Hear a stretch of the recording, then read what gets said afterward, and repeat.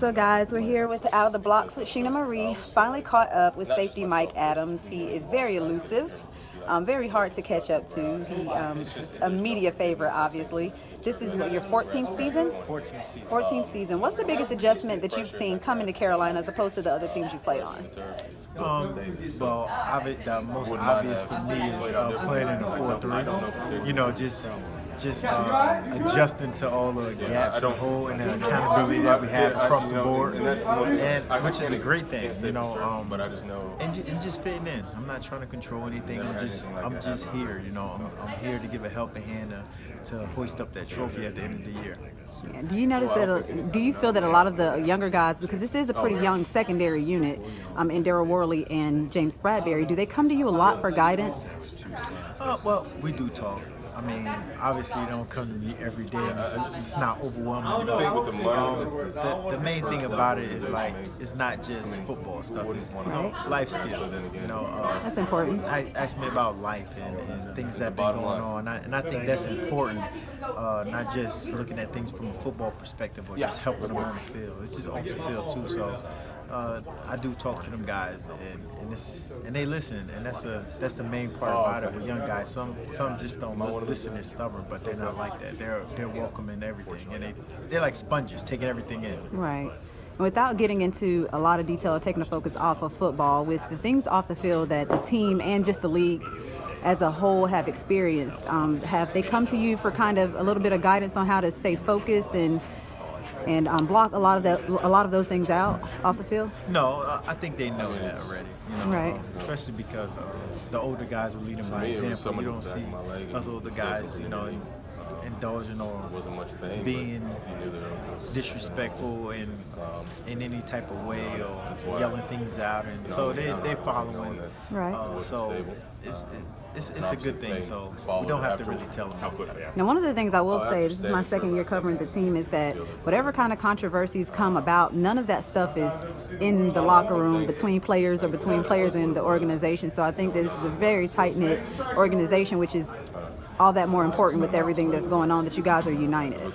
Definitely, and that's actually a compliment to us, because, you know, every team have their problems. Right. And it's a good thing that our problems stay in the locker room and we just keep it amongst each other. Yeah, because I've never heard anything.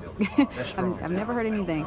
So you talked a little bit about that 4-3 and the gaps and things of that nature. Have you found that as you guys start to be more physical, or the corners start to be more physical on the line, that's easing, I guess, some of your responsibilities at the safety position? Or you're finding it's making it harder? No, I mean, or just about the same? It's great responsibility of being a safety regardless on this team, and regardless, because you have to make the calls.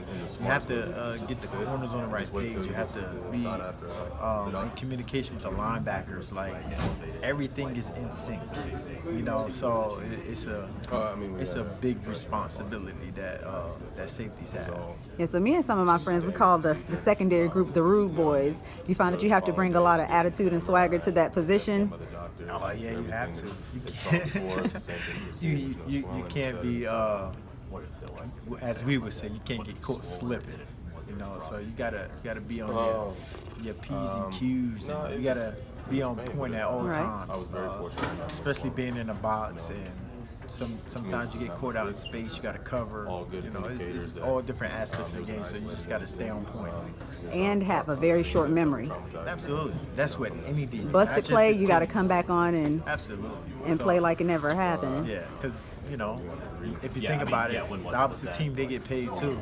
So you guys experienced that last week with Matt Stafford. We all know he got paid. Absolutely.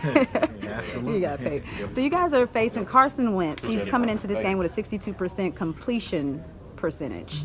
Do you guys find that the preparations for him are any different than any other week? Nope. I think the way we prepare.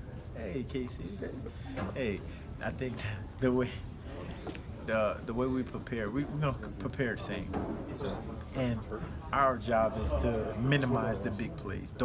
Matter of fact, not minimize, don't allow the big plays. Yes, totally disallow the big plays. And because we know that, you know, it's a weakness in every defense. So they're going to complete a hitch, they're going to complete outs. They can complete those things. I mean, that's part of football. It's just going to happen. I mean, it has to happen at some point in time. Absolutely. We just have to minimize it. That's all. Now, Cam caught a lot of flack for being an athletic quarterback, for running as much as he does. Do you feel that practicing with him week in and week out gives the defense so many more various looks that it helps, kind of just prepare for all the possibilities that you guys face in the different QBs week to week? Because he brings it all to the table. Right. I mean, we just don't practice against him. We practice against TA as well. Right. It's best of both worlds. Right. So you definitely get like kind of a mixture in the bag there. Absolutely. So we get a feel for what we're gonna face, and we prepare for those things. And depending on the quarterback we face, whether he's a mobile quarterback or a stationary quarterback, so we prepare for that. Now I watch the cornerback position. It's like my favorite position. My kids play that position. Corner and safety. Okay. And so I pay a lot of attention to those coverages, and I did notice the last 2 games I feel like the cornerbacks were a lot more physical. And obviously that translated into wins against very good teams. Tom Brady, then you turn back around and you're against Matt Stafford. So is that something that we can expect to see, even with the injuries and things like that? We can expect to see a very physical secondary out of the Panthers as the season progresses. Our mentality, we want to be physical anyway. Right. We want to be fair. We want to be respected. Right. So I think that's our mentality. So to be physical at every point we can be in, make tackles, make plays on the ball, be aggressive when needed be. So I think that's a part of our DNA. That's what we do. Okay. So 14 years in the league, are you finding that as the years years pass by, there's more preparations as far as changing your diet and things that just to be able to continue to perform at such a high level? Because that is a demand. Like year in and year out, you have to pretty much bring it. Yeah, but I changed my diet around year 2. Well, I know you don't eat Skittles because you said that during training camp. He don't eat Skittles, not the purple pack anyway. That's why I never eat your Skittles that you have. Hold on. Kurt always has the Skittles and I don't have them. You always have Skittles, the sour ones? No. Oh, No. Check again. It's the new sweet and sour. Oh, you got the new stuff. So are you like Baby D of the locker room? Do you have like all the newest snacks?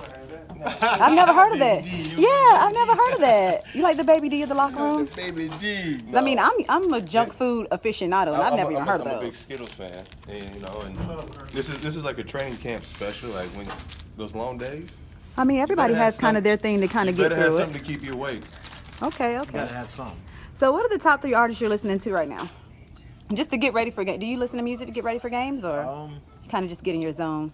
I kind of get in my zone, but if I am listening to music, I would go back. See, I'm old school, so I go to not old school, but he was I listening to Chuck Berry back in the 50s, back when he was about a teenager.